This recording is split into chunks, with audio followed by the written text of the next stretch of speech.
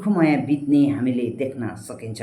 हो दर्शकबिन, विगतका दिनहरूदेखि नै अंश मुद्दा हालेर डिभोर्स प्रक्रियामा चलिरहेको भुन्टी र भूपेन्द्रको यो मुद्दा यतिखेर भने फैसला भइसकेको छ।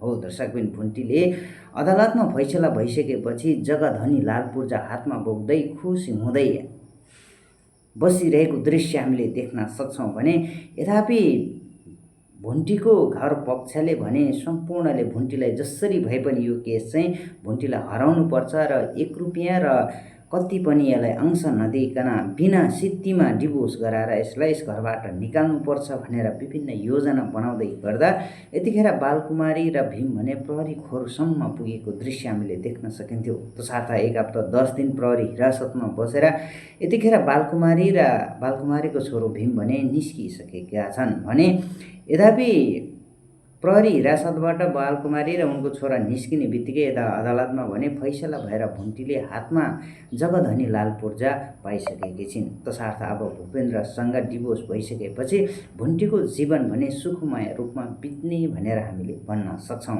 दर्शकबिन, यतिखेर भूपेन्द्र अदालतमा फैसला हुने बेलामा जान नमानेपछि भुन्टी बनेर गएकी सुकुमायाले कानको जाली फुट्ने गरेर झापड हानेपछि भूपेन्द्र भने चुपचाप लागेर बाध्य भएका थिए अदालत जानको लागि। तसर्थ भूपेन्द्रको दाइ भुवनले भूपेन्द्रलाई हातमा समाउँदै अदालत लगेको दृश्य हामीले देख्न सक्छौँ। यद्यपि यतिखेर भने भुन्टीले आफ्नो सम्पूर्ण हक अधिकार पाइसकेकी छिन् भने अब भूपेन्द्रसँग चाहिँ डिभोर्स गरेर भद्रसँग भुन्टीले सम्बन्ध जोड्यो भने पक्कै पनि भुन्टी र भद्रको जीवन एकदमै सुखमय रूपमा हामीले देख्न पाउनेछौँ।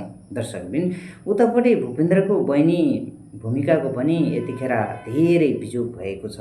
आफ्नो आमाजु दिदीले दिनरात कुट्दै कामहरू लगाइरहेको दृश्य हामीले देख्न सक्छौँ भने यद्यपि त्यस घरमा अत्याचार गरिसकेपछि घरमा बस्न नसक्ने भन्दै घरबाट दौडेर माइती घरसम्म आउन खोज्दा बीच बाटोसम्म आइपुग्दा पनि आफ्नै आमाजु दिदीले मास्क लाएर नचिन्ने भएर स्कुटरमा आएर फेरि फर्काएर लगेको दृश्यहरू हामीले देख्न सकिन्छ। दर्शकबिन, यसरी भुन्टी सिरियलमा भने कतै तनावै तनाव भइरहेको छ भने भुन्टी र भूपेन्द्रको सम्बन्ध छुटिसकेपछि भुन्टीले भने अब सुख पाउने भएकी छिन् भने उता भुन्टीको दाइ टोकले र भाउजू पूर्णिमाको सम्बन्धमा पनि दरार उत्पन्न हुन लागेको अवस्थामा टोकलेको ससुर बुवा आएर यतिखेर दुवैजना छोरी ज्वाइँको मिलन गरिदिएको छ भने यतिखेर भुन्टी सिरियलमा भने भुन्टीले सम्पूर्ण हक अधिकार पाउने भइसकेपछि सम्पूर्ण दर्शक महानुभावहरू पनि खुसी भएको हामीले देख्न सक्छौँ। दर्शकबिन, अब भुन्टी सिरियलले कस्तो मोड ल्याला त यो सम्पूर्ण जानकारी थाहा पाउनको लागि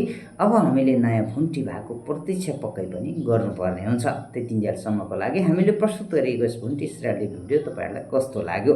मन परेमा भिडियोलाई लाइक, कमेन्ट, सेयर गरी च्यानलमा नयाँ हुनुहुन्छ भने च्यानललाई सब्सक्राइब गरी हामीसँगै जोडिनु भने अवश्य नभुल्नुहोला।